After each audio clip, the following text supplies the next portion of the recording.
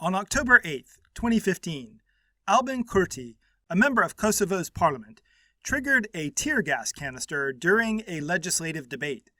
After setting it off, Kurti kicked the canister around the chamber to ensure the slowly spreading gas caused maximum disruption. This assault on Parliament was successful. The session was suspended, and debate on the bill being discussed, a bill which Kurti did not support, was paused. 4 ambulances were dispatched to the scene to administer first aid, and 2 members of Parliament were hospitalized. Kurti and 3 other members of his party were later brought up on charges. After failing to show up in court, a warrant was issued for Kurti's arrest.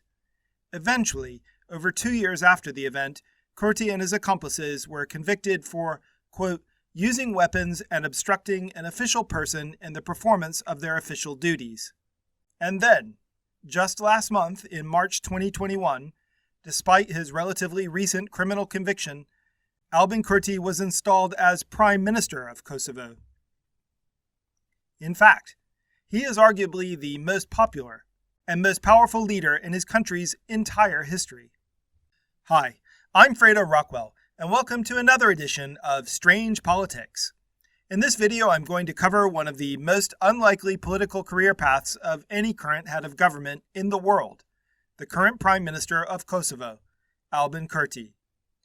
If you like the sound of this video so far, go ahead and hit the like button, subscribe, and hit the bell so you'll get notified about future videos as they are posted. Before we get into our main topic though, let me make one thing clear.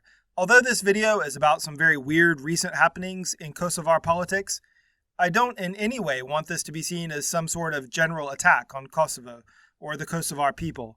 I'm originally from America, and when it comes to disrupting legislative sessions, my country's recent record is even worse, and none of the politicians who instigated the insurrection on January 6 at the U.S. Capitol have even been charged. Okay, so on to Albin Kurti. Kurti first rose to prominence in Kosovo in the late 1990s when he was an engineering student at the University of Pristina in Kosovo's capital, where he was active in the Independent Student Union.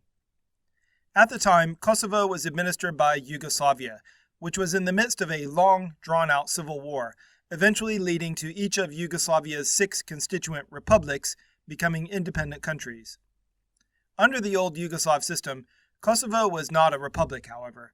Even though its population was overwhelmingly ethnically Albanian, it was considered a, quote, autonomous province, and technically was part of the Yugoslav Republic of Serbia. During the rule of Serbian nationalist Slobodan Milosevic, the limited autonomy which Kosovo had previously enjoyed was pretty much stripped away, and the Serbian-led government began acting more and more repressively in the region. In fact, in 1997, the Serbian police occupied and closed the campus of the University of Pristina, where Kurti was a student. On October 1, 1997, Kurti led a massive and now famous non-violent student protest on the university campus. The Serbian police responded with tear gas and truncheons. By early 1998, the unrest in Kosovo had spilled over into an outright war, fought between the Yugoslav and Serbian authorities on one side, and a group known as the Kosovo Liberation Army, or KLA, on the other. Kurti interrupted his studies and began working in the office of one of the KLA's political leaders. Although the KLA was the main organization fighting for the Kosovar people, it has been considered a terrorist organization by much of the world at various times. Both sides in the Kosovar War, the KLA and the Yugoslav forces, have been accused of an extensive range of war crimes, and leaders from both sides have been indicted by international courts. I mention the war crimes not just to provide balance here, but because it becomes an important point in our story later on.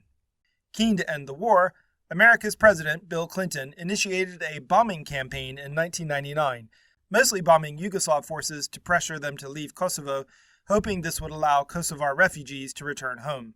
During the bombing, Kurti worked at a KLA office in Pristina.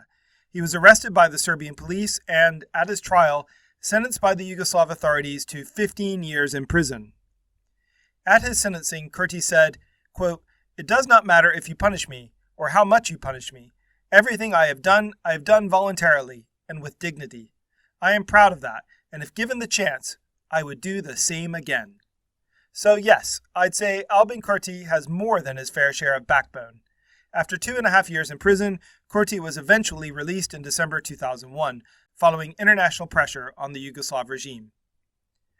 After regaining his freedom, Kurti returned to Kosovo, which was then being administered by the United Nations, and joined a group called the Action for Kosovo Network. At the time, Kosovo's status was still very much in question. Should it be returned to Serbia, or should the former leaders of the KLA, despite the extensive crimes allegedly committed by that organization, be allowed to take the country into independence? In 2005, on the walls outside of the UN headquarters in Pristina, the Action for Kosovo Network sprayed graffiti which said, "Jo negociata Vetëvendosje," or "No negotiation, self-determination." That slogan became famous, and as the Action for Kosovo Network refounded itself as a fully fledged political party, it changed its name to Vetëvendosje, or self-determination, the name it has today. The policies of Vetëvendosje are broadly center-left. The party supports the free market, but with an expansive role for the state. It also advocates redistribution of wealth and a robust welfare state. But Vetëvendosje is also uncompromisingly nationalist. I can't think of many other center-left nationalist parties, if I'm honest. If you know of one, let me know in the comments. At first, Vetëvendosje remained focused on protests, however. In 2007, they organized one in Pristina, which was attended by 60,000 people. The event turned violent, and Kurti was arrested and imprisoned for 5 months, followed by another 5 months of house arrest. In 2010, Vetëvendosje stood in national elections for the first time. It formed an alliance with another small party, and together they won a respectable 12.6% of the vote, giving them 14 seats in the Kosovar parliament. So, at this point, I need to explain a bit how national politics works in Kosovo. Kosovo's parliament, technically the Assembly of the Republic of Kosovo, or Kuvendi, was created by the United Nations in 2001 to provide the Kosovar people with a measure of democratic self-government. It has 120 seats, 10 of which are reserved for non-Albanian ethnic minorities, and elections are held at least every 4 years. In 2008, Parliament unilaterally declared the Republic of Kosovo as an independent state. This was a massively controversial move, and thanks to vigorous opposition from Serbia on the international stage, Kosovo's independence is today only recognized by 98 UN members, just over half. And despite having been more or less created by the UN, Serbian-led pressure has prevented Kosovo from obtaining UN membership, and that looks unlikely to change anytime soon. But back to domestic politics. Kosovo's president is not chosen directly by the people. He or she is elected by the parliament to serve a 5-year term. But as in many other parliamentary systems, the presidency in Kosovo is not massively powerful. Real power resides with the prime minister. Other than being the ceremonial head of state, the main role of the president is to call for elections and, after an election, to ask the leader of the largest party to form a government and become prime minister. Bonus fact, if for any reason the presidency becomes vacant, the Speaker of the Parliament becomes acting president. Remember this, it will be relevant in a moment. Vetëvendosje's share of the vote has steadily grown at every parliamentary election. At the 2014 election, it came in third with 14% of the vote and 16 seats. Being the third largest party was great progress for the former student protesters, but it didn't give Vetëvendosje enough clout to block legislation it didn't support. And there were 2 bills from this period which the party really didn't support. One which granted some autonomy to a group of Serbian villages, and a border settlement deal with Montenegro, which Vetëvendosje claimed would wrongly cede 30 square miles of territory to Kosovo's neighbor. In September 2015, at a debate on the autonomy for Serbian villages, Vetëvendosje MPs egged Prime Minister Isa Mustafa. And it was during a debate on the Montenegro deal the next month that Albin Kurti first launched a tear gas attack on Parliament. And if tear gas isn't annoying enough, Vetëvendosje MPs also blew screeching whistles, sometimes in the faces of their political opponents. As I mentioned in the opening, Kurti and 3 other MPs were charged for deploying tear gas in a parliamentary session, and a warrant was issued for his arrest. Instead of turning himself in, Kurti attended a rally on the 28th of November 2015. Police then stormed the party headquarters, arrested Kurti, and detained him in a high-security prison for 30 days. Meanwhile, Vetëvendosje MPs continued to use tear gas to try and disrupt parliamentary business, and there were 8 more attacks over a 6-month period. The whole thing became so routine that members of parliament began barely reacting, and police officers began attending parliament with gas masks at the ready. In January 2018, 2.5 years after the first attack, Kurti and 3 other MPs finally stood trial for the initial gas attack. All 4 were convicted, but given suspended sentences. Despite all the chaos Vetëvendosje was causing in parliament, the party was growing more and more popular. At the 2017 elections, the party came in second with 27% of the vote and 32 seats. At the elections held in the autumn of 2019, Vetëvendosje slipped slightly in terms of vote percentage with 26% of the vote and 29 seats, but this was actually better than any other party, and after several months of negotiations, Vetëvendosje leader Albin Kurti was able to form a coalition government and become Prime Minister of Kosovo, a position he held for just 4 months. You see, Kurti finally became Prime Minister in February of 2020, which, as we all know, is right before the global COVID-19 pandemic took hold.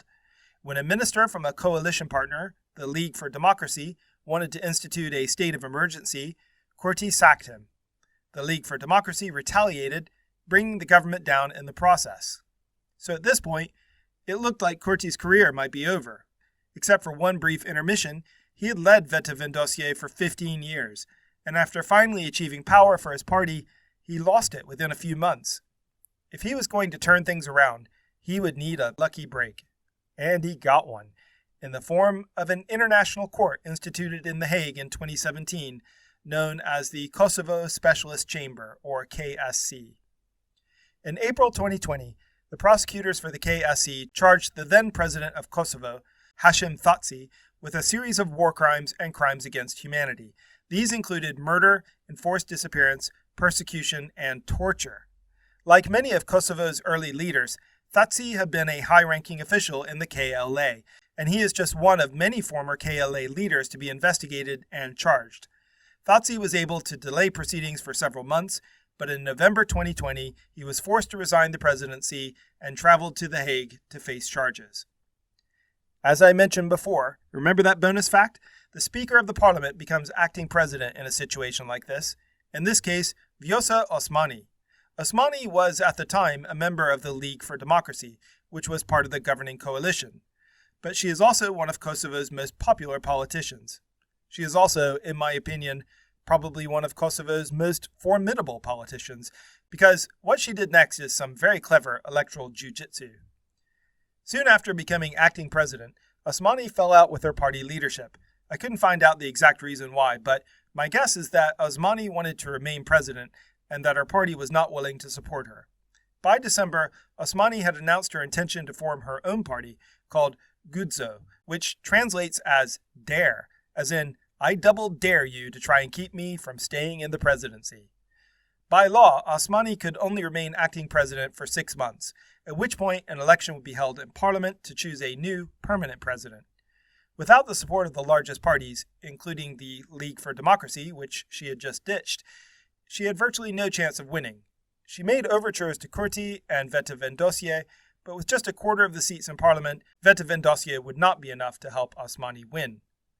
But then Kurti and Osmani came up with a cunning plan, which would bring both of them to power.